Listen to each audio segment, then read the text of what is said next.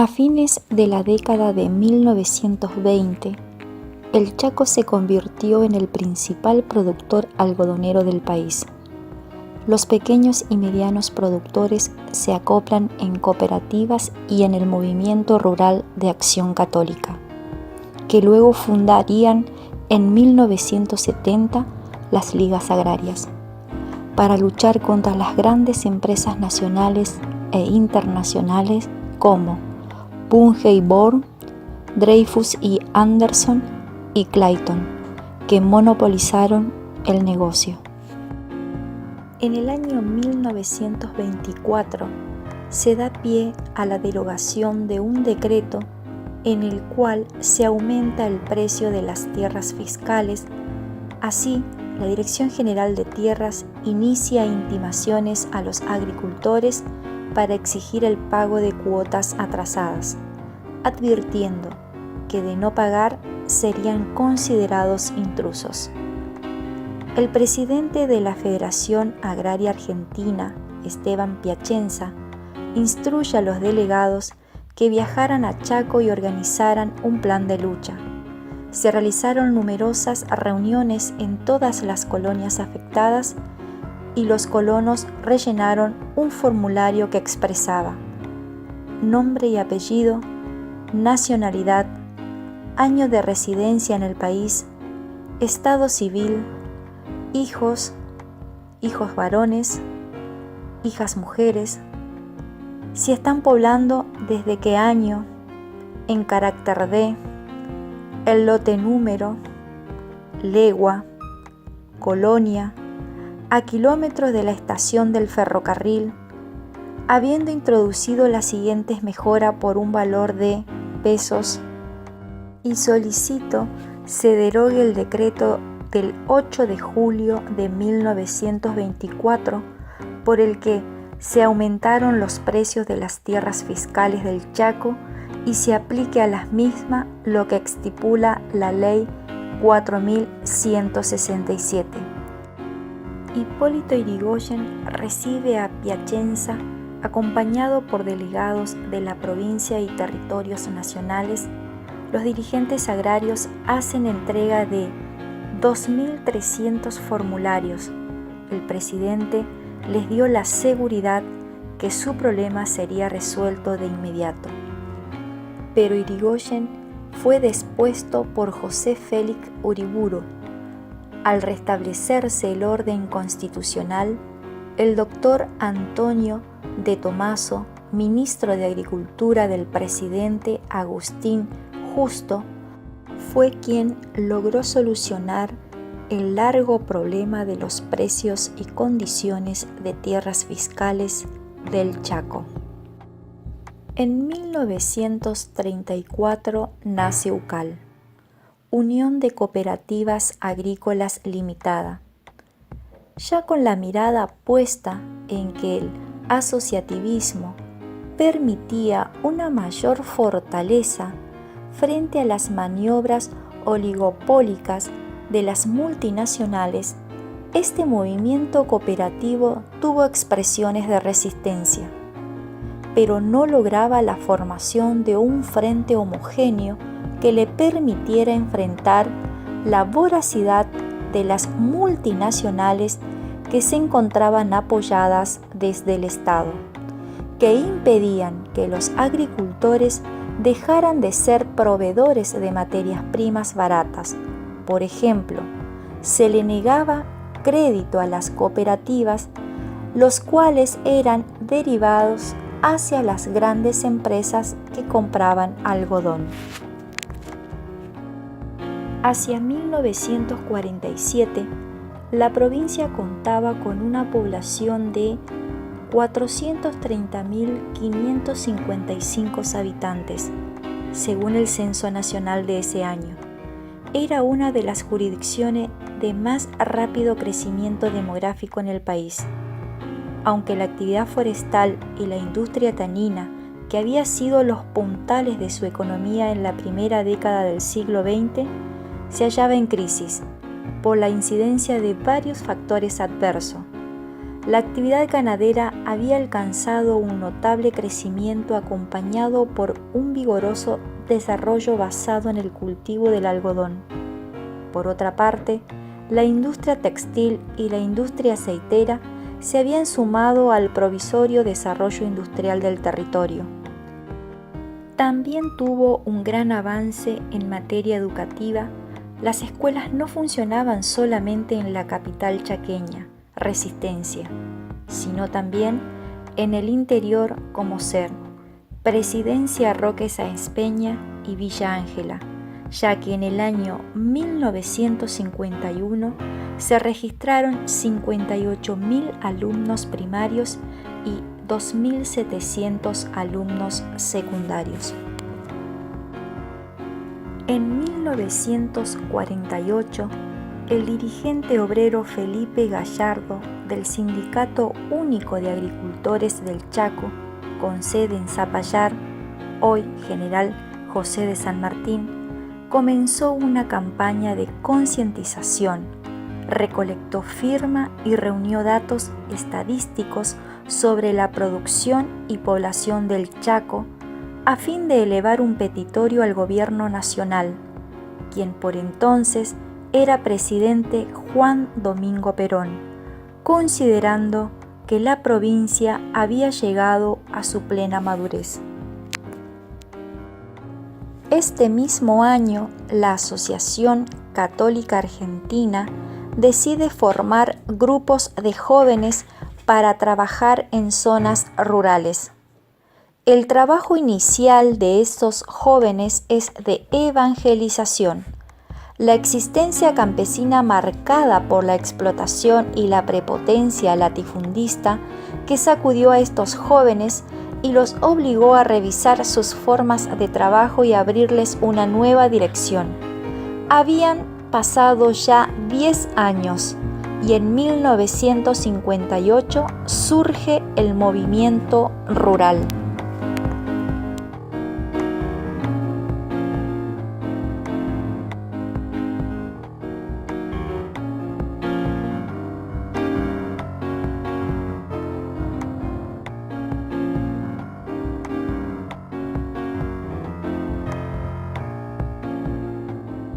Crisis económica en el sector productivo, ¿no es cierto? Que en aquellos años tenía una estructura muy distinta a la que tienen hoy en el campo chaqueño, muy diferente. Había una clase media agraria muy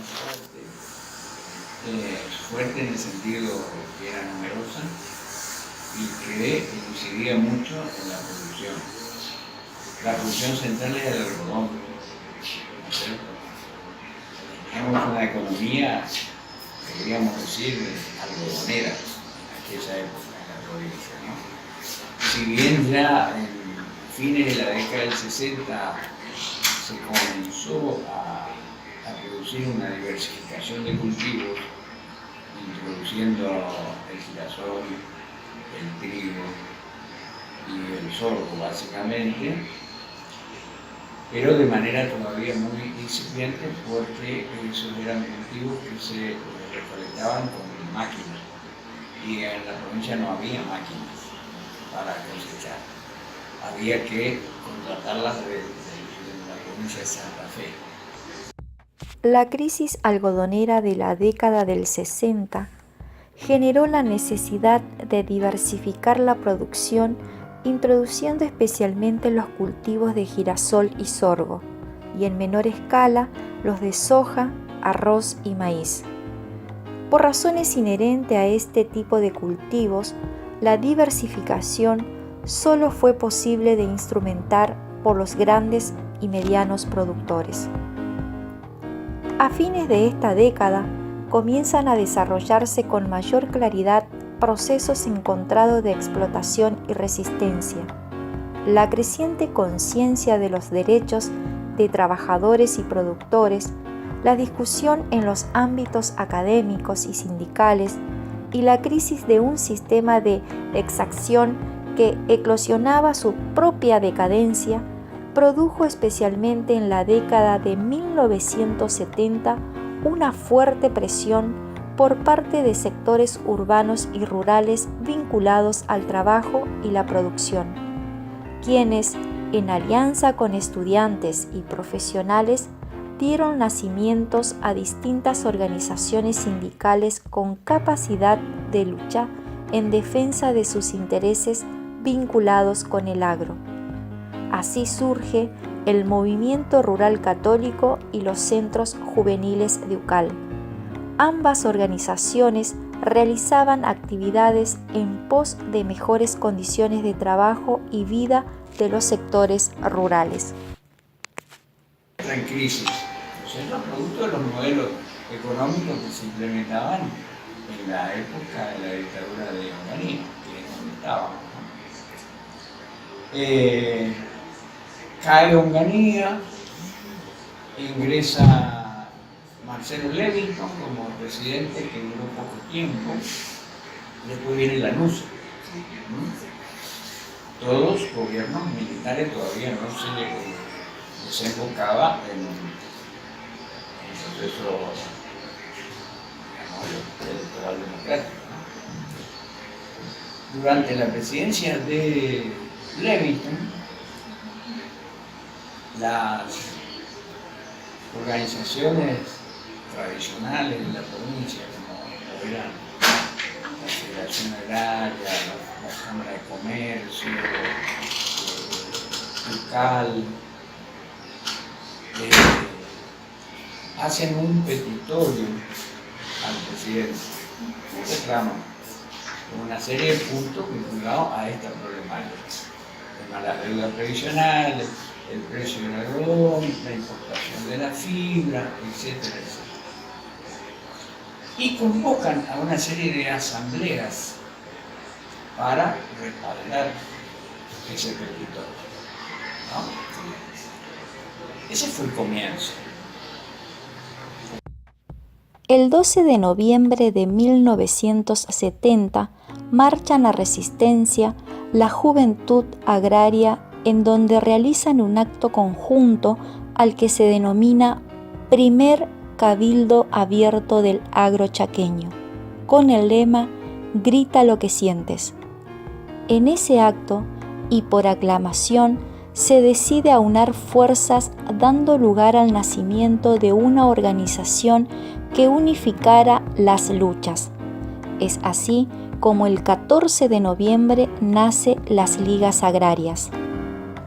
Estas ligas estarán constituidas por todas las pequeñas y grandes entidades agrarias que ya se habían formado en las distintas colonias y progresivamente iban formándose, cuya finalidad será fomentar una permanente toma de conciencia del campo y denunciar las injusticias y atropellos que se vayan verificando. Declarar la absoluta prescindencia y libertad política de las ligas agrarias chaqueñas, a los efectos de buscar exclusivamente el desarrollo, la formación y la participación activa del campesino en la vida del Chaco, con personalidad propia en un sentido de cambio auténtico con sentido nacional y popular. Fomentar los canales de incorporación por medio de las ligas de todos los agrarios a las instituciones existentes y proporcionando un relanzamiento integral y total de las cooperativas, desplazando a los monopolios. Cada comisión zonal debe instruirse en comisión de control y vigilancia de todas las conquistas que vayan logrando los agricultores, protestar y denunciar públicamente los abusos y atropellos que se constaten en el orden de los precios y aspectos legales. Exigir controles estrictos de los tipos de fibra a fin de que muchos productores no sean sorprendidos o engañados por los compradores. Todas las ligas de las otras provincias del noreste se organizaron sobre la base de la organización preexistente del movimiento rural de la Acción Católica. Los coordinadores del movimiento rural de esa provincia venían a trabajar con nosotros acá. Sumando a esto el compromiso de la Iglesia con la sociedad, quien por entonces, Monseñor Ítalo Di Stefano, fue elegido en 1963 obispo de la diócesis de Presidencia Roque Sáenz Peña, donde fue miembro pastoral social activo de la Iglesia y alentó las ligas agrarias, procurando así por los gravísimos problemas de la zona. Monseñor Di Stefano, cuando se forman las ligas agrarias, fue el principal dirigente o la figura convocante. En esa época había mucho descreimiento hacia los dirigentes, lo mismo que pasa hoy, ¿no? Ya por 1971 se da a conocer al campesino una maniobra monopólica de la empresa Agrex, formada por varias compañías norteamericanas y representada en el país por la firma PAL, Pedro y Antonio Lanús. La denuncia explica que al concentrarse el proyecto Agrex, es decir, instalar el complejo agroindustrial, era factible la expulsión de los campesinos que habitaban en 1 millón de hectáreas que pretendía la empresa. Las presunciones no eran infundadas. Antonio Di Rocco, entonces presidente de la Federación Agraria, es abucheado espontáneamente por la gente en una de las asambleas y casi lo bajan del palco. Había ido a parar la mano, a poner paños fríos. Decía que había que esperar, que las autoridades del gobierno tenían buenas intenciones, pero eso no tenía ninguna relación con lo que estaba pasando en realidad. Los campesinos tenían razón. En premio a esa lealtad de intereses, el presidente de facto, Alejandro Lanusse, lo nombra como ministro de Agricultura al mismísimo presidente de la Federación Agraria. La crisis se agrava. 2 meses después del primer cabildo abierto, la visita del dictador Lanús a una concentración de las ligas fue el hecho que les dio una notoriedad de alcance nacional que hasta ese momento las ligas no tenían. En la asamblea realizada en Roque Sáenz Peña, fue hostigado duramente en relación con la maniobra de Agrex, donde intervenían sus parientes directos. Lanusse se vio obligado a anunciar públicamente que ese proyecto estaba muerto. Fue una de las grandes victorias de las ligas. Una de las movilizaciones más importantes tuvo lugar el día 31 de enero de 1972. Unos 10.000 productores del Chaco y de Santa Fe se desplazaron sobre Resistencia, reivindicando los discursos antimonopólico y antiimperialistas. Junto a Jaime Pons, los 2 estudiantes secundarios, fueron los primeros que fueron a reunirse con un profesor del colegio, a plantearle la idea de trabajar para crear una facultad. ¿Cuál era la idea nuestra? Crear una facultad que pudiera tener carreras intermedias, ¿no es cierto?, para que los hijos productores puedan acceder sin tener que abandonar el campo, ¿no es cierto?, y que no sean carreras tan largas como la ingeniería, etcétera, sino que puedan tener un título intermedio, etcétera. Como que después se fueron instalando esas carreras, nosotros como profesorado de historia y otras más, vinculadas, digamos, a las técnicas agrarias, etcétera. Esa era la idea, ¿no es cierto? Entonces el director de este colegio le gustó la idea y ofreció el colegio para hacer la primera reunión. Ellos recorrieron todos los colegios secundarios de San Peña invitando a los cuarto y quinto años a la reunión. Vinieron todos los colegios. Ahí se habló del tema, le presentaron ellos el proyecto empírico que teníamos en ese momento.